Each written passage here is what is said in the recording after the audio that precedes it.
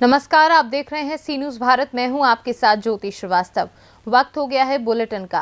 खबरों के इस बुलेटिन में जानेंगे इंदौर में कैसे व्यापारी से 72 किलो चांदी की हेराफेरी करने वाले 2 आरोपी हुए गिरफ्तार। आगे देखेंगे कन्नौज में कैसे आंगन में पड़े कूड़े को लेकर 2 पक्षों में हुई मारपीट। इसी के साथ रुक करेंगे अगली खबर की ओर और जानेंगे कैसे लातेहार में अवैध पत्थर लदे 2 ट्रैक्टरों को किया गया जब्त। इन तमाम खबरों पर विस्तार से करेंगे चर्चा।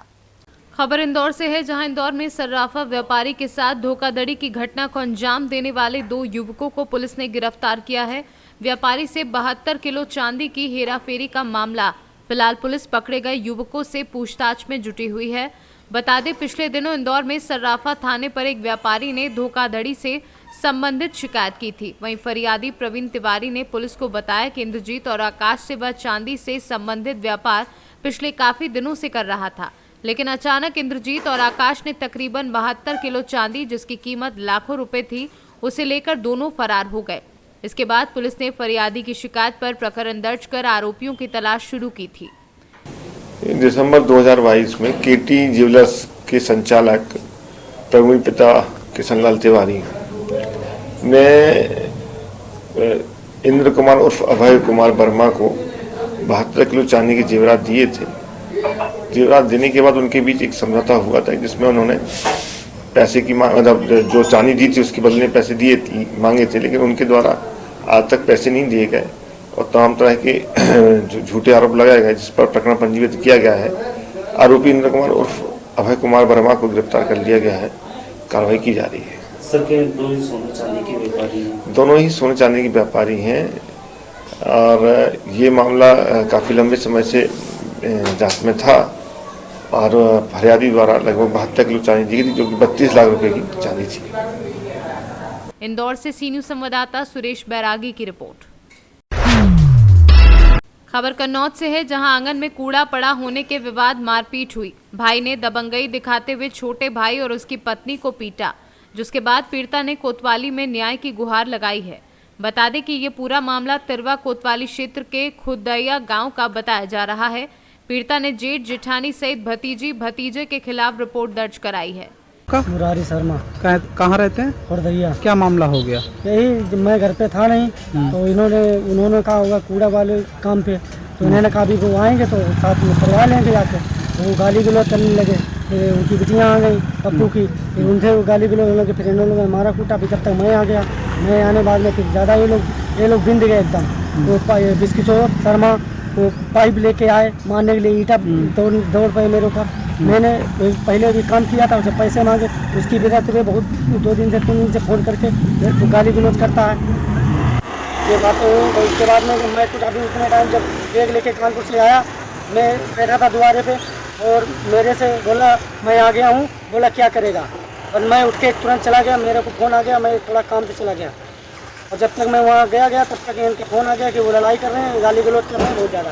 तो हमने इनसे बोला कि शांत रहो, कि नहीं वो ज़्यादा गाली गलौज कर रहे हैं, माताओं बहनियों सब गाली दे रहे हैं, मारने के लिए दौड़ रहे हैं। तो एक भैया थे पड़ोस के, उन्होंने बचाया, नहीं तो अगर नहीं होते वो तो इन्होंने बहुत मारते। कन्नौज से सी न्यूज़ संवाददाता सीबू सैनी की रिपोर्ट। खबर कानपुर से है, जहां भीतर गांव के पास ग्राम कंदरा विशाल में श्रीमद् भागवत कथा का आयोजन चल रहा था। आज कथा का विश्राम दिवस था, जिसमें दूर दूर से आए विद्वान लोगों के द्वारा एवं संतों के द्वारा समागम जोड़ा गया और कथा व्यास नवनीत दीक्षित और गौरियापुर आश्रम हिंदुत्व समन्वय समिति प्रदेश प्रचारक आचार्य बजरंग प्रसाद तिवारी सम्मिलित हुए। कानपुर से सी न्यूज़ संवाददाता बजरंग प्रसाद तिवारी की रिपोर्ट। खबर लातेहार से है, जहां लातेहार में हेरहंज थाना क्षेत्र के सलैया पंचायत अंतर्गत हेसल टोला जंगल से अवैध पत्थर लदे 2 ट्रैक्टर को हेरहंज थाना पुलिस ने जब्त किया है। हेरहंज थाना के सब इंस्पेक्टर कैलाश कुमार मंडल ने बताया कि हेरहंज थाना पुलिस ने सलैया पंचायत के कसमार गांव के बसरिया टोला स्थित लमडोरी पुल के पास चेकिंग अभियान चलाया, जिसमें चेकिंग अभियान के दौरान अवैध पत्थर से लदे 2 ट्रैक्टर को जब्त किया है, जिसमें एक ट्रैक्टर चालक को गिरफ्तार कर लिया है एवं एक ट्रैक्टर चालक भागने में सफल रहा। ये पत्थर किस काम के लिए ले जाया जा रहा था, यह भी स्पष्ट नहीं हो सका है। लातेहार से सी न्यूज़ संवाददाता मनीष की रिपोर्ट। बयाना में इन दिनों फिर से अज्ञात चोर गिरोह के सक्रिय होने से विद्युत लाइन और विद्युत ट्रांसफार्मर चोरी होने लगे हैं। जहां एक और विद्युत सप्लाई व्यवस्था लड़खड़ा गई है, वहीं विद्युत निगम को आर्थिक नुकसान उठाना पड़ रहा है और विद्युत उपभोक्ताओं में भी चोरी की इन वारदातों से खलबली मची है।